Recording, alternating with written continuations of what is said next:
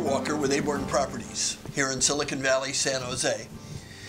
Today we're going to talk about an area that gets lots of owners in trouble, and that is tenant screening.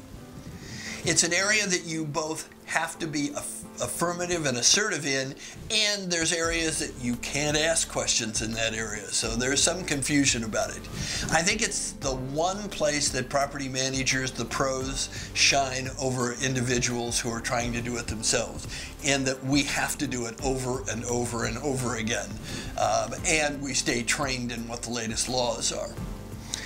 The questions not to ask are the things about prohibited class.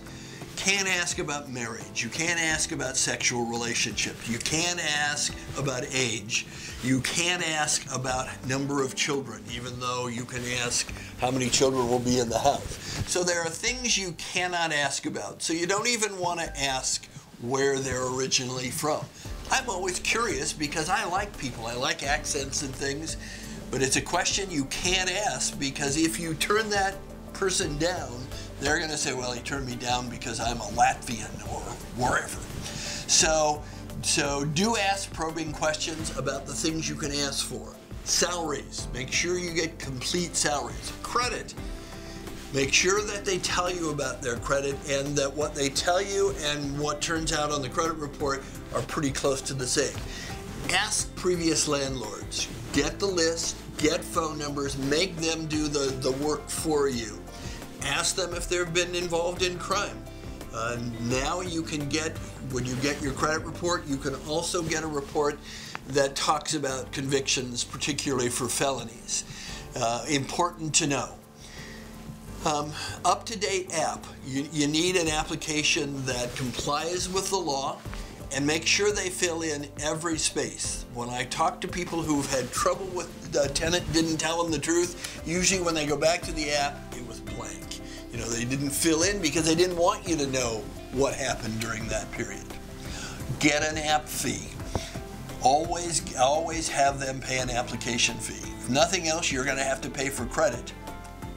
The thing that I really want to leave you with today, though, is check each of those items. Don't rely on the tenant's word. Get a credit report. Talk to not only their current landlord, who has maybe a vested interest in lying to you to get rid of the deadbeat tenant that you're talking to. Talk to previous landlords. Check on employment. Call the employer. Make sure that you not only get their word, but that you verify every item. The app fee will scare away a lot of people who know that they're going to be turned down. Something like $25 goes a long way toward having those people that you're going to spend time on and that you really don't want to rent to, they'll just go away. They'll argue that they want to bring their own credit report.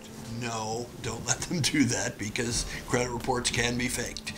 So the thing that I think sets pros and amateurs apart is how thoroughly they screen and how thoroughly they check every item to make sure that all of it's true. It's the one safeguard before you hand your $500,000 property over to somebody.